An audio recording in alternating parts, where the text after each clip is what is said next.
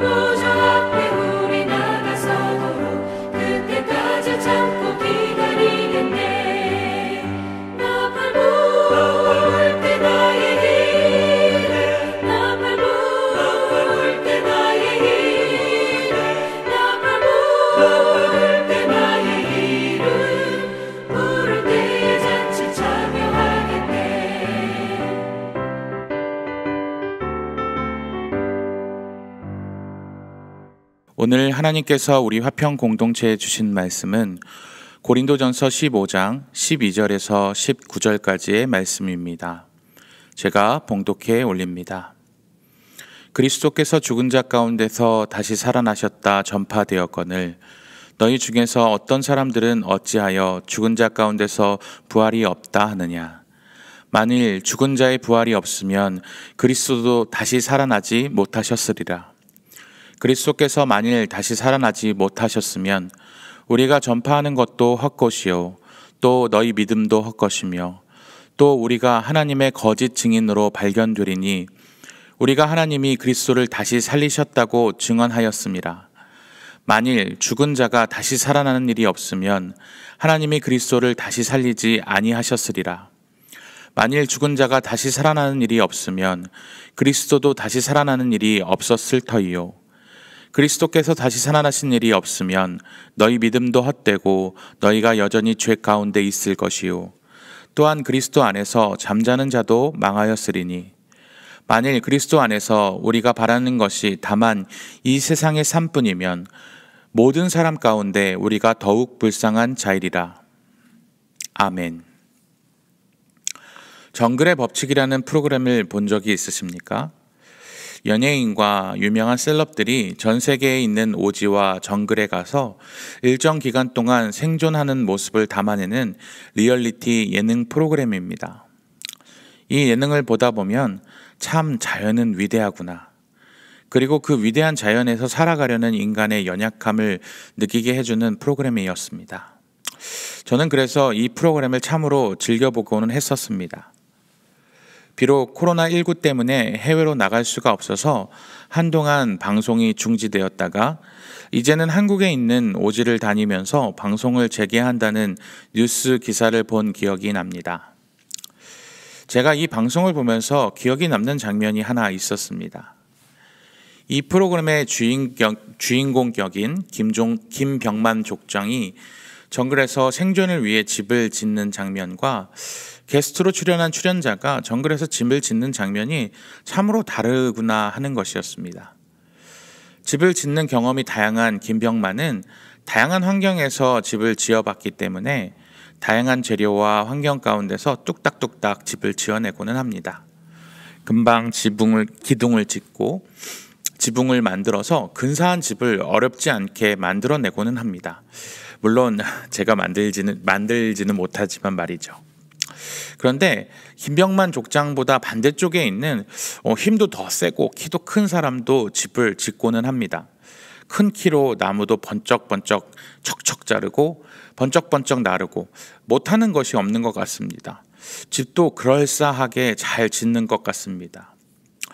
두 사람의 집은 겉보기에는 큰 차이가 없어 보입니다. 그런데 며칠이 지나고 바람과 함께 비가 쏟아지면서 문제가 발생하기 시작합니다. 김병만 족장이 만든 집은 바람이 아무리 불어도 변함없이 튼튼한 반면 힘도 세고 키가 큰 사람, 그 연예인이 지은 집은 곧 흔들리기 시작합니다. 금방 집은 불안해지기 시작하고 이내 무너져 내리고 맙니다. 이 두 사람의 결정적 차이는 무엇이었다고 생각하십니까? 두 사람의 결정적 차이는 기둥과 기초의 차이였습니다. 김병만 족장은 기초가 얼마나 중요한지를 알았기 때문에 기초 작업과 기둥을 만드는 일에 심혈을 기울입니다. 겉으로 보기에는 중요해 보이지 않지만 그 기초와 기둥을 만드는 일이 중요하다는 것을 김병만 족장은 경험으로 알았기 때문에 튼튼한 기둥을 만들고 기울어지지 않도록 노력을 기울이죠. 그렇기 때문에 바람이 불고 비가 오고 그 집은 흔들리지 않게 되는 것입니다. 기초와 기둥이 얼마나 중요한지를 보여주는 사건이라고 할 수 있습니다. 기초와 기둥이 비단 집을 짓는 일에만 해당하는 것은 아닐 것입니다. 운동을 하는데도 기초는 굉장히 중요하다고 할 수 있죠. 기초가 튼튼한 선수가 그만큼 발전할 수 있다. 이 말 어디서 많이 들어본 것 같지 않으십니까? 2002년 월드컵 당시 명장 히딩크 감독, 그를 통해서 우리가 자주 들었던 말 아니었습니까? 모든 일에 기초가 중요하듯 우리가 믿고 있는 신앙, 이 믿음에도 기초가 중요합니다. 우리의 믿음과 신앙의 기둥이자 기초는 무엇일까요? 오늘 본문에서는 그 기둥 중 하나인 부활에 대해서 설명하고 있습니다. 그 중요성에 대해서 사도 바울은 14절과 15절에 걸쳐서 이렇게 말하고 있습니다. 그리스도께서 만일 다시 살아나지 못하셨으면 우리가 전파하는 것도 헛것이요 또 너희 믿음도 헛것이며 또 우리가 하나님의 거짓 증인으로 발견되리니 우리가 하나님이 그리스도를 다시 살리셨다고 증언하였습니다. 만일 죽은 자가 다시 살아나는 일이 없으면 하나님이 그리스도를 다시 살리지 아니하셨으리라. 만일 예수님이 다시 살아나지 못하셨다면, 부활하지 못하셨다면 우리가 전파하는 이 신앙, 그리스도의 도가 헛것이다. 우리는 헛일을 하고 있는 것이다. 그리고 또 우리는 거짓 증언을 하고 있는 것이다 라고 15절에서 밝히 말하고 있는 것입니다. 이 말은 굉장히 심각한 말입니다. 예수님의 부활이 만약에 거짓말이라면 여태까지 부활을 증언했었던 바울이나 베드로 그리고 다른 사도들, 야고보뿐 아니라 500여 증인들, 어거스틴과 같은 속사도들, 그리고 칼빈과 루터와 같은 종교개혁자들, C.S. 루이스와 같은 유명한 저술가들, 찰스 스펄전과 같은 유명한 목회자들이나 빌리 그레엄과 같은 위대한 복음 증거자들 모두 거짓말쟁이가 되는 것입니다. 그들이 거짓말쟁이가 되는 것과는 비교할 수 없게 예수님도 거짓말쟁이가 되는 것입니다. 예수님 또한 자신의 부활을 예언하셨기 때문이죠. 요한복음 2장 18절에서 20절에 예수님은 이렇게 예언하셨습니다. 이에 유대인들에게 대답하여 예수께서 말하기를 내가 이런 일을 행하리니 무슨 표적을 우리에게 보이겠느냐. 예수께서 대답하여 이르시되 너희가 이 성전을 헐라 내가 사흘 동안에 일으키리라. 유대인들이 이르되 이 성전은 46년 동안에 지었거늘 내가 3일 동안에 일으키겠느냐 하더라. 그러나 예수는 성전된 자기 육체를 가리켜 말씀하신 것이라. 죽은 자 가운데서 살아나신 후에야 제자들이 이 말씀하신 것을 기억하고 성경과 예수께서 하신 말씀을 믿었더라. 22절까지 읽었는데요. 이렇게 예수님의 부활이라는 중요한 기둥이 없어지게 되면 기독교라는 집이 다 허물어지게 되는 결과를 초래하게 되는 것입니다. 그렇기 때문에 오늘 본문에서 바울은 17절에 단언하듯이 말합니다. 그리스도께서 다시 살아나신 일이 없으면 너희의 믿음도 헛되고 너희가 여전히 죄 가운데 있을 것이요. 예수님께서 우리의 죄를 용서하지 못했기 때문에 우리는 아직 죄 가운데 있다라는 것입니다. 그렇기 때문에 우리가 예수님 때문에 당하는 고난, 이것도 모두 헛된 수고다라고 말하게 되는 것이죠. 이 얼마나 억울한 일입니까? 예수님 때문에 수고를 당하고 핍박을 당하고 이렇게 어려운 일을 당하고 있는데 이것도 모두 헛수고다라고 말하고 있는 것입니다.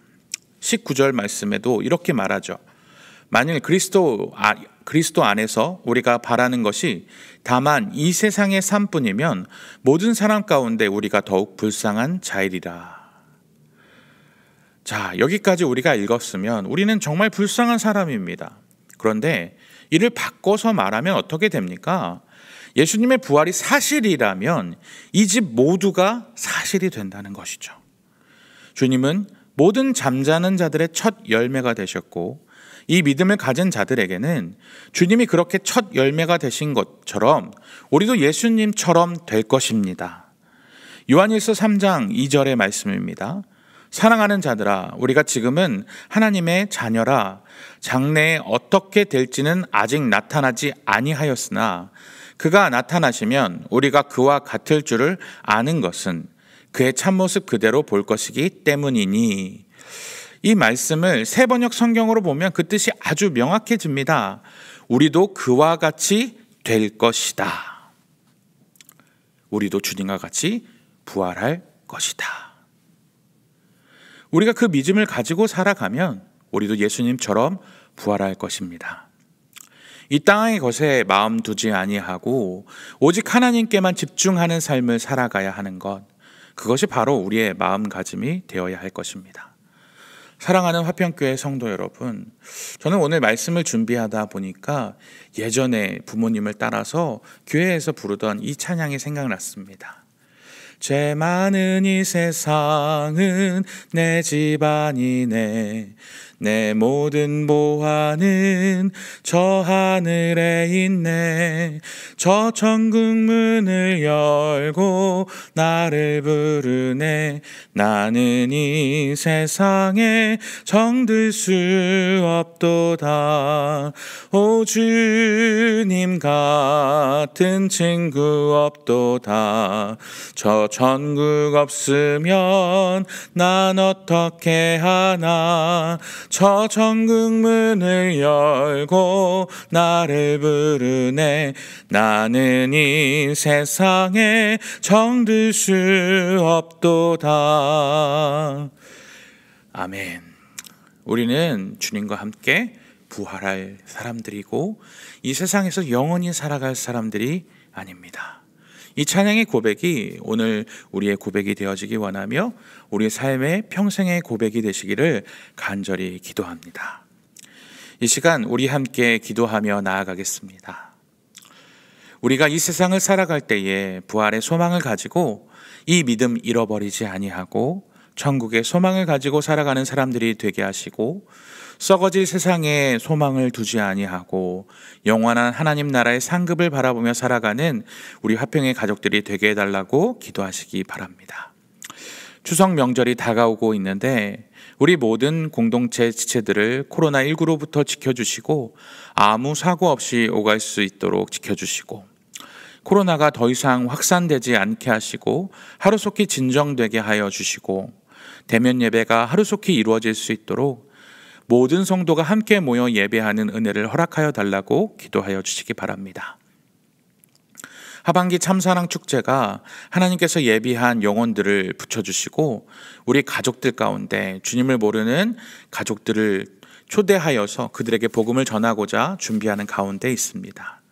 그들이 예수님을 만나 함께 천국 가는 놀라운 은혜를 허락하여 주시고 그들에게 삶으로 예수를 전하는 놀라운 은혜가 있게 하여 달라고, 그들이 예수를 만나는 놀라운 역사가 일어나게 하시고 특별히 말씀을 전하는 우리 담임 목사님에게 성령의 능력을 부어주셔서 그들의 마음을 변화시킬 수 있도록 하나님의 말씀을 전하는 일에 귀하게 사용되는 우리 담임 목사님이 되게 해달라고, 그들이 하나님의 말씀을 들을 때 말씀 가운데 위로와 회복의 역사가 있게 해달라고 우리 담임 목사님을 사용해 주시도록 우리 함께 기도하며 오늘의 삶을 맡기면서 나아가도록 하겠습니다. 함께 기도합니다.